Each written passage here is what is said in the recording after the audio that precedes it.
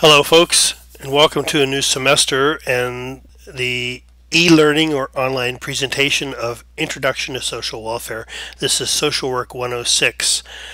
I am pleased to be able to present this material to you. This is a class that I've been teaching for quite a long time, as I'll tell you about in a moment, and it's been interesting as the developments have occurred over the last many years to add to the presentation in terms of where our social welfare program is going in the United States. My name is Bill Galic. I'm a licensed clinical social worker in the state of Alaska. I have about 40 years of social work experience under my belt, and in fact I retired from full-time employment in the social work field in 2014. I have started out my career in Florida working for a public assistance and food stamp program there.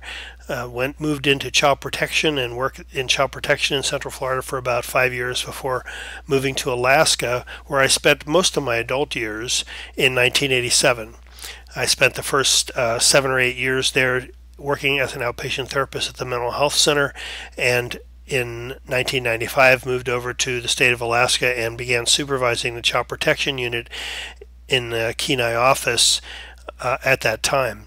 As my work evolved, my position split into 3 different positions, and I wound up supervising all of the operations in the very small Seward office, but also primarily focused my attention upon the intake and investigations section of child protection in the Kenai area, so that anytime a new report came in, it was my staff that went out and made the assessment as to whether or not children can be safe in their homes, and if necessary took legal action to remove the children. However, in most cases we were working with families and keeping kids in the home, and so that is something that I think is often overlooked when people look at child protection, that the vast majority of our contacts are in-home contacts, and we do not make removals oftentimes. But in any event, that's my work experience. During the course of that time, I also had the opportunity to teach. I taught actually at the University of Central Florida an individual intervention course in the social work program there before I moved to Alaska, and for most of the last 25 years, I guess, I've been teaching with the University of Alaska system, first at Kenai Peninsula College, and in the last 5 years I've also been able to join the adjunct faculty of the University of Alaska Anchorage in the School of Social Work. In the last 6 or 7 years, my instruction has increasingly focused upon e-learning or online classes or distance education, however you want to put it, and less in the classroom itself. This particular course, Introduction to Social Welfare, was the first course that I taught at Kenai Peninsula College in the late 1980s, and as I said, it's been very interesting to teach this as our political and social environment has changed over the last 20 or 25 years. You see there my email addresses. The first is my university address, and the university does prefer that you communicate with me through that address, particularly when you're exchanging any sensitive personal information or documents and those kinds of things, although in fact we discourage students from even emailing documents anymore because of privacy concerns. The other is my home email address. Now, I can tell you in both cases that I'm the only person that checks that email address, and so you don't need to worry about privacy if you use my home address either, but presumably the university email is more secure. The phone numbers listed there. The first is my cell. I have carried my Alaska cell phone with me. I moved out of state earlier this year, and I'm still using that, so that's a local call for most of you. If you have long distance charges anymore in your phone accounts, and if you don't, the other is my hardline phone. I'm now living in northeastern Indiana as of last March, and so I'm still privileged to be able to continue teaching for UAA even from a distance, but that's one of the things that says in the syllabus, that I'm not available necessarily for face-to-face interactions on campus, but Skype and FaceTime and other such programs really give us the opportunity to meet in face-to-face over the computer, so I can still arrange to meet with you if at any time you feel it's necessary.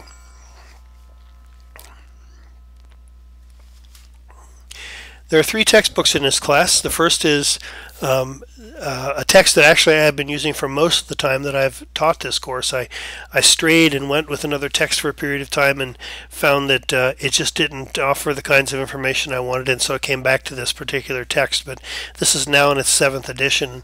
Phyllis Day, you will find, is definitely a feminist in her writings, and her writings will stir you up, whether you're a woman or a man, whether you're a feminist or not. There are times when she's going to just irritate the heck out of you with some of the things that she says, perhaps, or maybe just spur you into action. I don't know. But if one thing I can say is that she finds a very interesting way of presenting history, and you'll find that what she has to say will keep you thinking. Now, in the last, this latest edition, she's got a co-author, Jerome Scheel, who I think Dr. Day is getting older now and is getting some assistance from other people and other thinkers as well. But this is a great text, and it's really the text that the class is going to be organized around. The second text is the 4th edition of a book called So You Think I Drive a Cadillac by Karen Seacom. Now, the day text gives us an historical view of social welfare, and kind of we learn how it is that our present social welfare system emerged, where it came from, and how those values and things have impacted it, so that we know how it is we got to where we are today. The Karen Seacom book looks at where we are today, basically, and as the subtitle suggests, it really takes a look at welfare recipients' lives and their perspectives on the welfare system, and how they get by in a system that's very oppressive and denies them the basic kinds of things that they need to get by on a day-to-day basis oftentimes. Later in the book, she also begins to compare our system to the systems in other places around the world, including Europe. And one of the things about my own life that you may not know is that I've hosted exchange students over the years, and several from Europe, and was recently speaking with one of my German exchange students who's finishing up his master's work and is moving on to his doctoral work in Germany. And in fact, last month, one of my other German exchange students visited with me here in Indiana. He too he's now finishing up his doctoral work in Germany. And both of those young men told me, they don't pay for higher education in Germany. And in fact, for a while, Germany tried to implement a thing where you had to pay some tuition, to go to school for higher education. And the citizens just had this uproar about this, and so they did away with that payment. And the only thing that German students pay for their classes are just administrative fees that maybe amount to about $100 or so a semester. Now, we're not only talking about bachelor's program, we're talking about master's and doctoral programs as well. So now I want you to think about what it is that you're investing in your education, whether it's loans, and this is what a lot of students are finding out is they're taking out loans in order to get their education, and with a simple, well, not a simple, but with a 4-year degree, graduate with a terrible debt burden that they have to deal with as they begin their work in the profession, and oftentimes find themselves not able to find work that will really help them, pay off that debt in sufficient ways. And so that's a reality of individuals who go on for higher education. Now, presidential candidates have, more recently begun to propose some alternatives to that to make it easier for individuals to be able to afford higher education. But nonetheless, this is something they've been doing in Europe, and not just in Germany. I have a Danish exchange student who's working on his doctorate now, and not only do they not pay for their college education in Denmark, but Denmark, the government, gives college students a stipend every month for their living expenses, and that is specifically there because the government says they don't want parents to feel like they have to be responsible for supporting their young persons as they go on to higher education, because the state realizes that the state benefits, the national government, the nation benefits from the education of its young. So if they can do this in Europe, in fact, if you as an American went to Germany and moved over there and signed on to a university, you wouldn't pay tuition, even though you're not a German. Isn't that amazing? I was kind of surprised when I heard this, and I told my one German student this, and he says, how could we justify charging you? I mean, just because you're an American, it's like, we're prejudiced against foreigners or something. Of course it's free education for you. We don't pay, you don't pay. This is this is done in countries that have revenues that are, smaller than ours. We're supposed to be the richest nation in the world. These same nations have health insurance programs where individuals don't pay for health care. And I know you hear from the political commentators and things that are opposed to national health care, like Obamacare and things like this, that the quality of care is less and the waiting lines are terrible, and you don't get the kind of services you need, and people come from Canada to the United States to get medical care. That's really a gross exaggeration of things, and it's really just not the case. And in fact, the other thing that you'll hear a lot of times is that, well, if we go to a national healthcare system, like what we have right now is still private insurance run. But if we were to go to a government-run insurance, like most of the nations in Europe have, where there are not insurance companies, it's the government administering it, everybody's worried about what's going to happen to our taxes. Same thing with tuition programs. If we didn't have college tuition, what's going to happen to our taxes? Well, there may be higher taxes in Europe, but as these young people will tell you, their parents, for instance, they occasionally will complain about taxes and things just like any of our parents will in America, but it's not any greater burden. It's not perceived as a greater burden, and in fact, in the long run may save money. When you think about what you're not going to put out for college tuition, a little bit more taxes won't hurt you too much, will it? So Seacom looks at these kinds of things that are going on overseas, looks at our richest nation in the world in comparison, and asks the question, why, if they can do it there, can't we do it here? And what it comes down to is our values. And Phyllis Day, she writes about that. We'll be talking about that throughout the semester. So this is a good text for you. The last text is actually a small book, and any edition of this book, as long as the unabridged version is acceptable.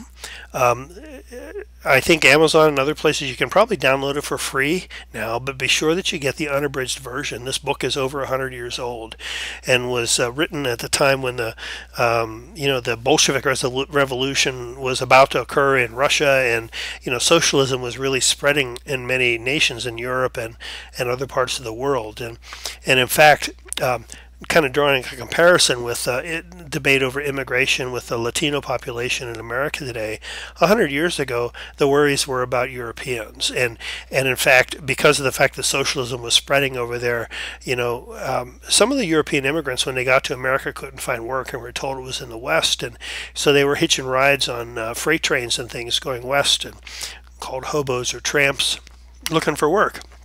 And the belief was among many people who lived here already that these men who were looking for work and just to establish themselves in a new land were spreading, socialism and radical political thinking and stuff like that. And so there was a lot of fear about these Europeans, Southern Europeans in particular, coming to America. Not unlike at all what the reaction is to the influx of Latino immigrants today. It really, this is a repetition of history, and I do hope that eventually we find a way to resolve this current immigration issue. It's such a political hot topic these days. But in fact, my father was born in Hungary and came over in 1905. He was born in 1904. He arrived with my grandmother and grandfather in 1905 in New York and came through Ellis Island. And for a number of decades in the first part of the 1900s, Hungarians and other Southern Europeans were not considered to be Caucasian as far as the census was concerned. We were called Southern Europeans. And so there's a lot of different things that went on 100 years ago that really call up what's going on today. And the jungle looks at an immigrant population, immigrant family really, that came from Lithuania and their experiences 100 years ago. And while the author, Upton Sinclair, he was one of the muckrakers you remember reading about in high school. He was wanting to point out the treatment of immigrants and how poorly they were handled in our system. What became the focus of his book was the meatpacking industry, and everybody always says they don't want to eat hot dogs after they read this book, but But he wanted the readers 100 years ago to make a note of what capitalism was doing to the average worker, and wanted the reader to be converted to socialism. He was a socialist himself.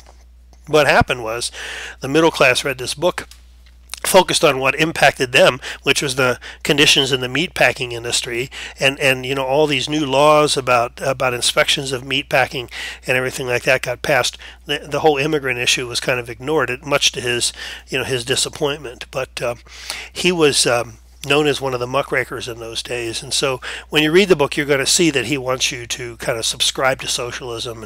But look past that and think about well, first of all, he's got some valid points about what capitalism does to the average worker, and this is you and me as well, not just Jurgis Rutgers and his family in this book.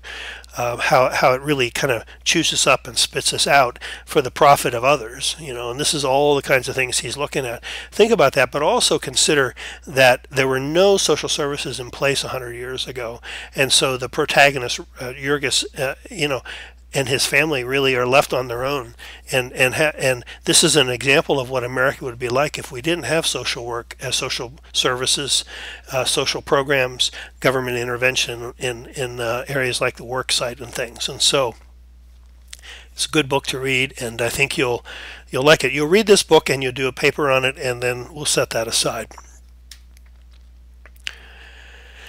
The course syllabus is in the course menu, and if you click on that, you're going to find a syllabus at the first topic. There's a printable link for the Word document. The syllabus has grown about 100% with the new kinds of requirements we have for syllabuses in the university or the School of Social Work, at least, and you'll find they all kind of follow the same format now, I think.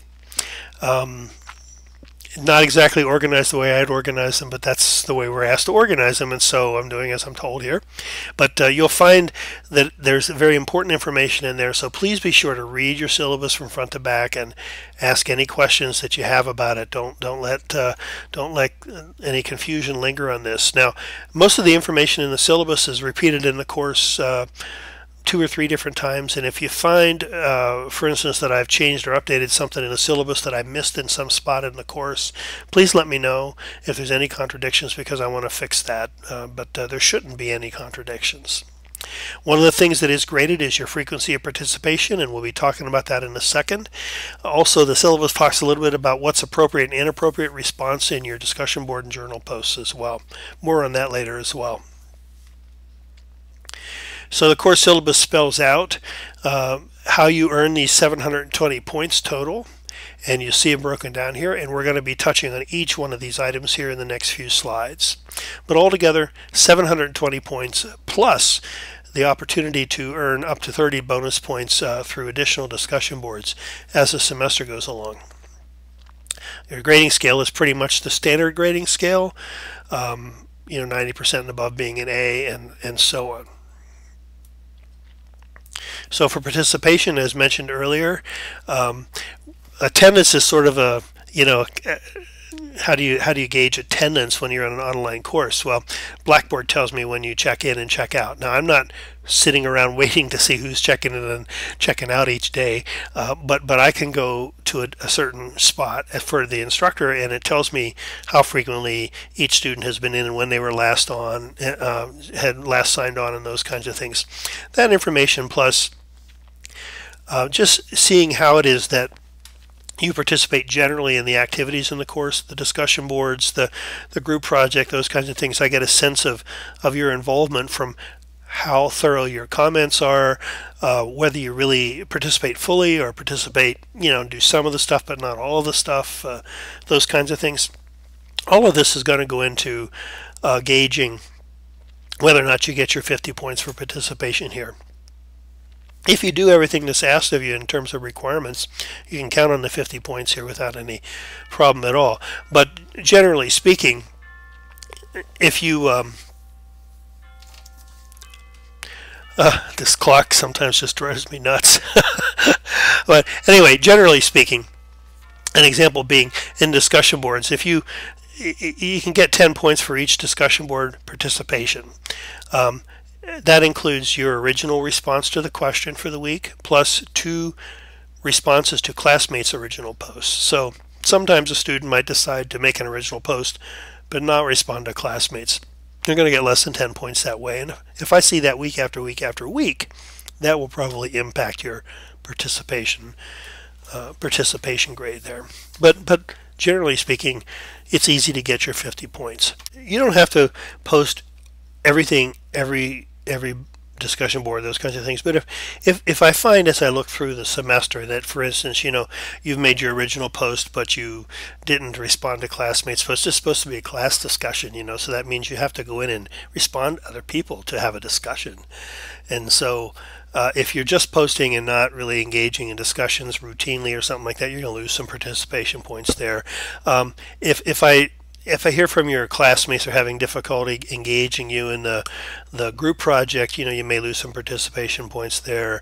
If I don't see evidence of your contribution to the project, you lose some points in the project, but you'll also lose some points in your participation for that. So it's those kinds of things. 50 points there. For your course syllabus, your discussion boards, there's a reading assignment, or reading assignments I should say, pretty much every week, and you'll see them turn up in a Blackboard course every Sunday morning. So after you have finished those readings and after you have listened to the lectures that I have posted in the Blackboard course each week, then you should respond to the discussion board question with a response that is a minimum of 150 words. I encourage you to write more than that, but your response, your original post in response to the question, should be a minimum of 150 words. Wait a few days and go back later and find some of your classmates' posts and read their posts and respond to them. And that's it, to at least 2 of those, and that's how you get your full 10 points. There is an item in the course menu called, and this will be pointed up to you again here later, but it's I think called Board and Journal Grading Guidelines, that has 4 or 5 slides in it. It goes into great detail about how you earn points here and what you can do to get full points and what's a good post and what's not a good post and all those kinds of things. So please be sure to read through that particular menu item on the course menu. Now, the way I read discussion boards, I wait until everybody's had a chance to do all their posts. And so if a discussion board, say a learning unit opens on September the 7th, okay, and you have 2 or 3 chapters to read, you listen to a couple lectures, you go to the discussion board question, you should post your original response to the discussion board question by the following Sunday night. So you have a whole week to do all that. That's the whole idea, is do all these readings and listen to the lectures before you start talking about this with your classmates, please. So make your post no later than Sunday night the following weekend, and then wait a few days. This says by Thursday, the following Thursday after that, to go back in and respond to at least 2 of your classmates' posts. So you see, a discussion forum is really going to be active over the course of about 10 days or so. When Thursday night has rolled around, I figure that you've had the time to make your posts, and so the following weekend is generally when I will go in and grade discussion boards, and sometimes those journals as well. And so you really should expect that it's going to be 2 weeks after a discussion, or after discussion question is first posted to you before you see a grade for it. So it's going to be a week before you make your original post, maybe another few days before you respond to classmates, and then a couple more days before I get in and grade all of them. So I want to wait till everybody's had all the time they need to participate in the discussion. So this is a public post, which means that everybody in the class can read what you write, of course me as well. Now I think it's 3 different weeks during a semester. There are 2 discussion boards in a learning unit, and what this does is it gives you an opportunity to earn extra credit points. So you have an option here that will allow you to earn up to 30 extra points during a semester. Now, you may not think that's going to matter much, and you may want to skip over them or whatever, but you might find out later on that you wish you'd done it. So I encourage you, whenever there's 2 discussion boards, to always respond fully to both of them. Now the next thing is you'll have a current events post. We call them in Blackboard, I call them the weekly e-scrapbook journal. And what you're going to do is you're going to find a news item, whether it's in the print, whether it's on internet, please make sure your source is legit, all right, whether it's in the news or wherever it is. A brief summary of what that current event is related to this social welfare or civil rights topic. Now, I'm not interested in the Kardashians, or Kanye West, or, what's going on in whatever. I mean, the new cars or anything like that. This is about social welfare. This is about civil rights and human rights and things like that. That's a broad area. That could be just about anything involving people, but something to do with the topic at hand. And so be sure the article you select is relevant to the course. Then summarize it briefly, summarize the article briefly, and then a reaction, again, a minimum of 150 words, more again is encouraged, in response to that particular article. Now, this is a private post between you and me. No one else is going to read this. Sometimes students like that because they feel like they can kind of be a little more open, and a little more blunt about things, and that's okay. I think that's good. Also, this gives students an opportunity to touch base with me if there are particular issues being stirred up. It's sort of like, grabbing me by the arm, and saying, can I talk to you at break about something, in a private chat. So this is also an opportunity for you to do that. But because of the current nature of this post, this post should be made every Sunday night, so that, again, if this opens on September the 7th, the week of September the 7th, let's say, that learning unit, you should find something going on in the news during that week, or perhaps the week before, but something current, and summarize it and post your reaction to it in your journal section, your weekly e-scrapbook journal, and then probably I won't wait 2 weeks to grade that. I'll probably grade that within the week. Now, occasionally I'm going to fall behind a little bit in grading, so please bear with me when I do this, but that's my goal. So 10 points for each discussion board, plus 2 responses, 10 points for your journal each week. That's 20 points each week on these 2 particular things. That's 280 points for the semester altogether. Here's where you're going to find this, how your posts earn points in this week's class, this week's learning unit rather, and also in the course menu item, which is there permanently, called Board and Journal Grading Guidelines. So please read through that section, all of the slides, very carefully. I do show you, for instance, how I would like to have the journals, the format I want you to use for the journal article, so please do take the time to look at that.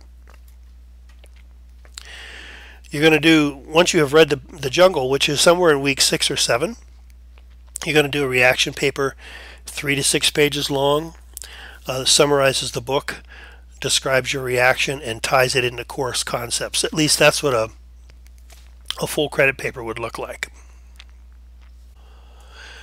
Now, this is the largest single project that you have in the semester, and this is the term research project, and this is worth 150 points altogether just in and of itself. Now, I'm going to explain this a little bit to you, and you may wonder how it is that you can work in a group over the internet if you haven't done this before, if you aren't familiar with online classes or whatever. But one of the things that course design specialists really insist upon is that we design in ways for you to interact with each other, so that nobody's taking this course in isolation. I think, as my introductory email spelled out, you will interact with your classmates, and this is one of the areas you do this.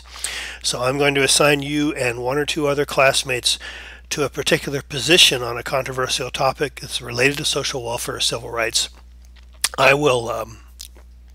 I'll assign you at random to these topics, and also your groups are going to be formed at random. Truly, I use a random numbers table to pick people for these groups. And so you have a team of maybe 1 other person. Sometimes there are 3 of you with a particular position related to a topic, and then also there is a team of 2 or 3 classmates who are assigned to the opposite position on that particular topic, and you can, and I'll assign you pro or con, so that then you're gonna, all of you will put your project together and present one paper with pluses and minuses to this particular position. So let me give you an example. Let's say the topic is whether or not women should be permitted to have abortions if they wish to terminate their pregnancies. Okay, so you may be assigned to a yes, they should be, or a no, they should not be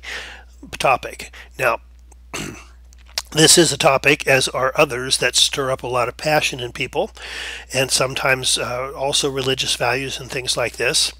And you may be assigned to the opposite position than you believe in, but you're still supposed to go ahead and research that other position. And the reason for this is because it's not an opinion piece.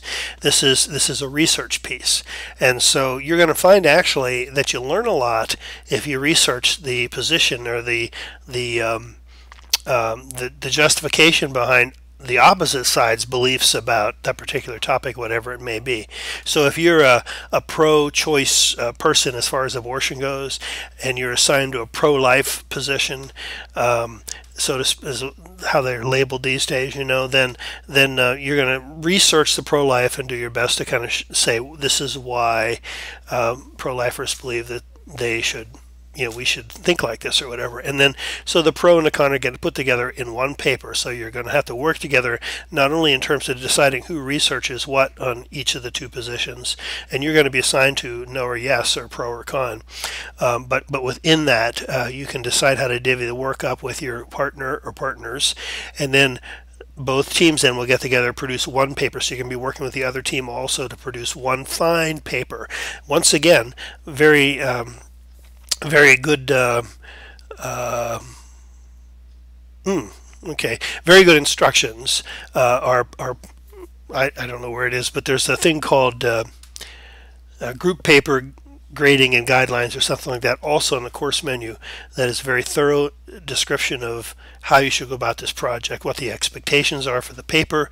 I think it's 12 to 15 pages in length altogether, which may seem like a big paper, but when you realize there are 4 or 5 of you working on it, isn't that big really. What your bibliography expectations are, all that kind of stuff's all in there, so please be sure to read through that. When you've sent the paper to me, you're going to put it in. You're all going to be each topic, each group, which is the pro and con together, will have a group work site that you have in Blackboard, and only you and me can access that site. And so you'll have some tools in there that include things like email, so that you can email your fellow group members, task assignment place if you want to go about that way. You'll have your own discussion board forum that you can use if you want to share information that way, and you're also going to have a file exchange where you can put in documents and share what you're doing with your classmates. So you're going to put the final paper also in your file exchange. I'll extract it from there, read it. I'm still back in the days that I like to handwrite my comments on the paper rather than using the programs in Word or whatever. And so I'll mark up the paper for you, give you your grade, and then put it, you know, scan it back in and put it back into your group work site, into your group into the right site. I'm losing the name of the file exchange is what it is. I'll put the graded one back there in the file exchange, and you can each print out your own copy if you want. I'm also going to take a clean copy of the paper that's before I marked it up, and I'm going to put it in a discussion board form that will be available late in the semester, and then other classmates will read your paper as well, and you'll read theirs, and you'll get points for that. That's called peer reviews, and so that you'll be reading other person's papers, and other people, the other classmates are reading your paper, so you're going to benefit from the shared research and knowledge of each other. It's going to be a wonderful, wonderful opportunity for you. 2 tests during the semester. They're in Blackboard. You don't have to have them proctored. You can sit at your desk. You can have your book open. The only thing I ask is you do it yourself and not with classmates. Of course, I have no way of knowing that, but if I should get, you know, some information and credible information that you're working on this with your classmates or something like that, you know, your grade will suffer. So it's really pretty liberal. The test will open Thursday during I think weeks 7 and 15, I think it is, and it closes on Sunday at the end of the following week. And so the tests are open for 11 days. You can go in whenever you want, take the test as multiple choice or true false. If you don't like your first score and you get immediate feedback, you can take a test a second time, and the higher your 2 scores will be the ones that are recorded. So the idea is to make this as user-friendly as possible. These are questions that come out of a test bank that I select, and will be questions from the day text and from the SECM text both. Oh, and if you miss the test closing date, you're out of luck. So the first test's worth 40 points, the second one's worth 60 points. And those are, you just don't want to miss them. So be sure that you get in there and take that test during the time period available to it. You don't have to go anywhere and take this test. You can do it right at home. So I try to make this as convenient as possible for you. Again, probably three different, well, there are three additional discussion boards that are going to pop up occasionally in your weekly content, and so you have an opportunity to earn up to 10 points each of those 3 weeks, bonus points that will be something you'll like having later on in the semester. Now, when you open the Blackboard course, you may have noticed that it opens to announcements, and please check and make sure that if there are new announcements there and that you have seen them. When I post an announcement, this is sort of like me saying, before we start class, I have a few things I need to share with you. Please listen up here. Usually it's pretty important information, and so it's really important for you to check these announcements. Now, when I post these announcements, Blackboard is going to send you an email to your university email address, or whatever address that the university email address forwards this thing to. And so if you are seeing announcements posting on that opening page that you haven't gotten an email about, that is a clue to you that you have a problem with your university email account, and you should contact IT. This is the only way I have to communicate with you, and it's your responsibility to make sure that you're checking your emails or checking those announcements every week to be sure that you're not missing anything. And I get bounce back messages occasionally from the university. It's kind of hard for me to write to you to tell you I'm getting bounce back messages if your email address is no good, right? So I can't really tell you about it. And so just be sure that you're getting the emails you should be getting here. The most important link in your course menu is the weekly course content. And so every Sunday morning, a new week's learning unit will open up. And it's like just after midnight on Sunday for those of you who sit up late at night, waiting for these things. In fact, yeah. So, and I know some students, I mean, you have busy schedules and you have kids that get to bed, and you have jobs and things like that, so it's not like you're just sitting around waiting for me to give you something to do. I realize that, but I know that I have students who work at 2 and 3 in the morning, and so the weekly content opens up, I think, 12:05 in the morning each week. You're going to get everything's going to be spelled out there for you, and please, there are 8 to 10 to 12 slides in each week's weekly course content. It's not just one slide. Keep clicking through until you reach the end. One thing I've discovered is that when you click on the discussion board link,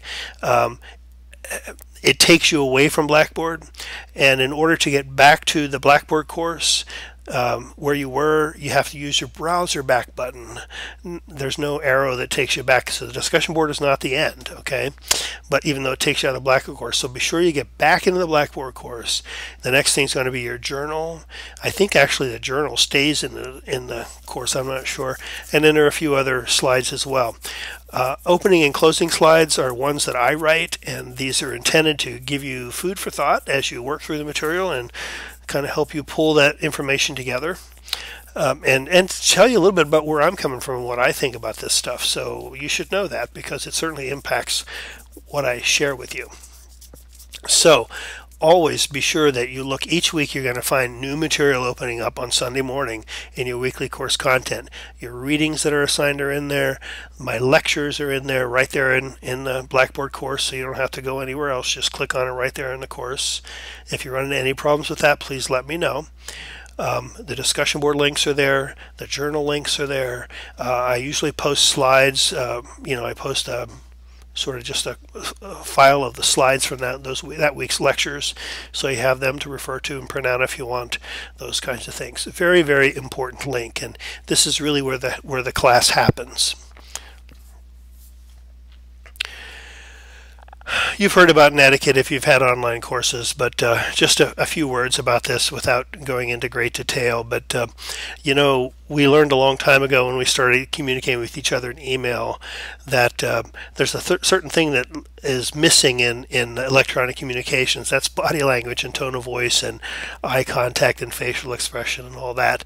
Because when we talk to another person and we communicate with other people, you know, we're listening to the words perhaps, but we're also taking in whether a person's smiling or not, or if their eyes have a twinkle or not, or if their brow is furrowed or not, if their arms are crossed, their legs are crossed, if they're, you know, looking at me or looking away, or whatever it is. We have all those kinds of things that help us to understand what it is that's being said, and we really do truly put all that stuff together. Sometimes misinterpreting those other things are the things that cause a lot of communication errors among human beings, and you're going to find that out in your career. But without all those other things, we have just these words and those written words, and it's very easy to misunderstand a person's intent when you read what they have written.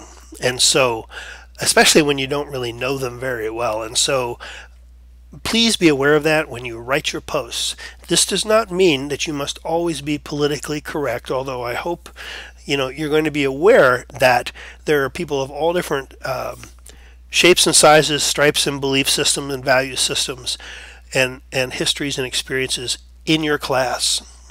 People that are reading your posts will have often have issues associated with the kinds of things you're posting about. So be sensitive to that when you make a post, and please try not to offend other people. Certainly be aware that there are live people on the other end reading your things.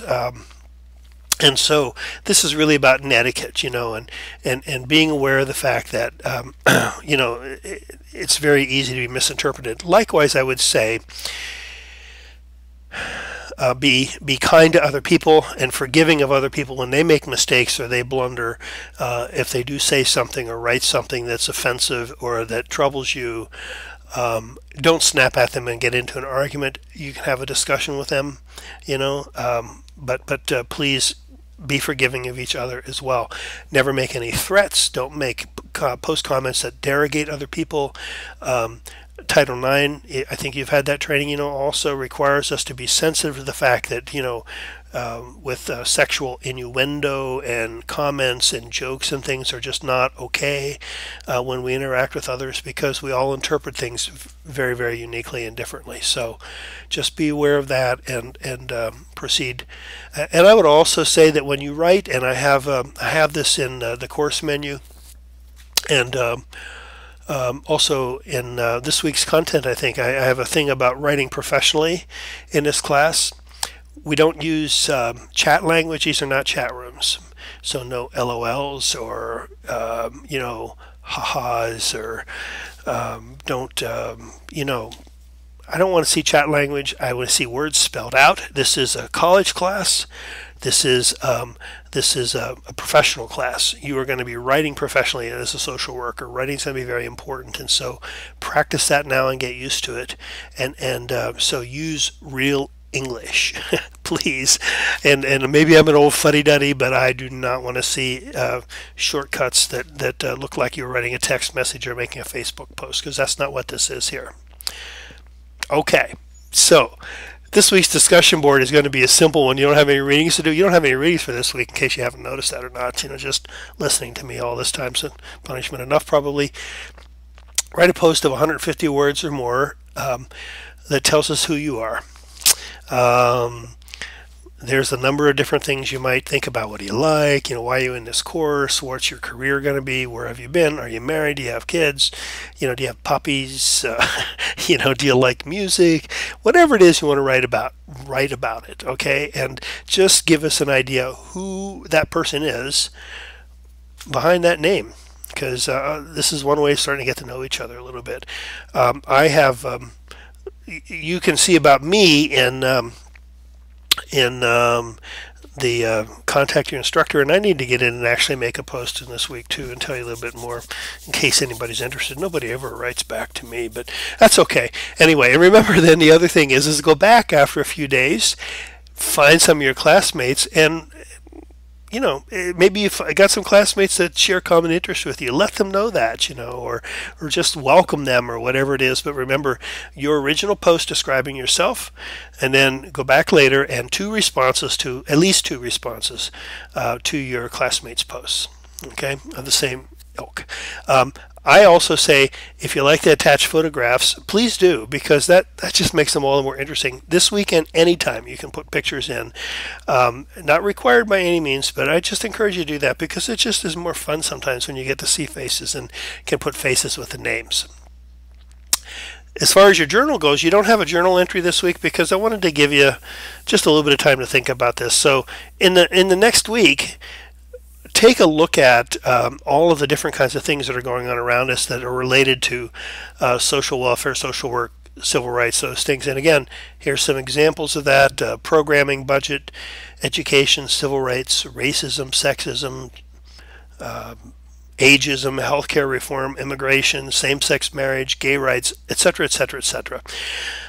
These topics are very alive, and as the presidential campaign continues, it's going to become even more lively. And so just look for what those topics might be, and kind of think a little bit about, when you read this, digest it, and what do you think about it? Because that's what you're going to be writing about. Now, you don't have a journal entry this week, but next week you'll have one. So in week 2, you'll make your first journal entry. And finally, in your readings, you have, I think, 3 chapters of reading the day text this time.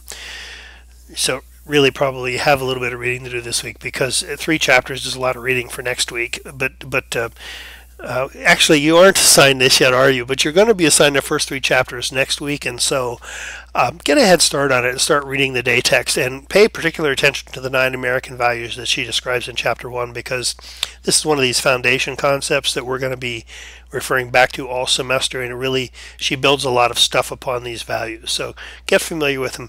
Pay particular attention. Yes, these values are ones, by the way, that she says just because we're American, we believe them. Whether intellectually we agree with them or not, that's part of our fabric. It's in there somewhere with us. And the other thing is take a look at how those values might impact our clients positively and negatively. And the negative impact of those values are part of what it is that Phyllis Day really wants you to pay attention to, because we develop a lot of attitudes about welfare recipients and social service programs and those kinds of things that are based upon these values. This is where a lot of this stuff comes from. So I'll just say, pay attention to that.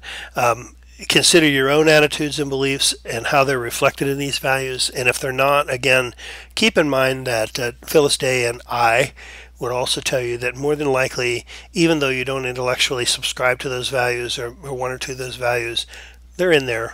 And sometimes I find myself reacting to things in ways that doesn't at all fit with what I really think I believe, I catch myself and kind of think, golly, I wouldn't want anyone to know I was thinking that. And that's that ties back into things that goes back 2 or 3 generations probably in my own heritage. And truly, genetically, I think there are some beliefs that we have that just carry forward, that are kind of ingrained in us. And rising above those, I think, sometimes is what we have to do in order to become a person who has a positive impact on the world. So again, these values are going to be a foundation concept that are going to be referred to throughout the semester. You'll have discussion board questions and also test questions about them, so pay attention to them. So the first few chapters of the day text are going to kind of introduce you to this and other core concepts, basic concepts about social work. We are then going to begin to, as we go along, we're going to be looking at the development of social welfare programming and where that comes from. And she takes us back to, I think, even caveman days to start us out. So there will be a couple of chapters you're going to be reading about kind of European attitudes and old beliefs and things like that. And then we're going to land on America's shore in, I think, week 3 or 4, and move quickly through American history there, as you'll see how the social welfare system that we have today has evolved from a number of things historically. And I'll tell you, I'm a history nut, and I love, in particular, I love presidential history, and so I'm always reading about that stuff. And so I'll be bringing in a lot of stuff like that in the lectures you'll hear, and bear with me, please. It's just something that I find really interesting, that I think also kind of illuminates a lot of what it is that explains the kinds of things that happen in our nation. And so with that, I want to welcome you again to the class. Please feel free to contact me. Email me is the best way, but you can phone as well if you have any questions or any issues. Again, I understand that there are some problems accessing the SECOM text right now at the bookstore. It is available in electronic version. If you're like me, I'm a book collector, and I'd encourage you to get the hardback version myself, but I don't know how your budget is and how that compares to the e-version, but you've got something you can keep there if you have the hardback version, but that's up to you. And if you are waiting for the hardback version, I don't think we start reading out of SECOM until week 3 or 4 anyway, so not to worry. She's an easy read, and you'll find you can catch up with her very quickly. So with that, I'll say so long for now, and good luck in the semester.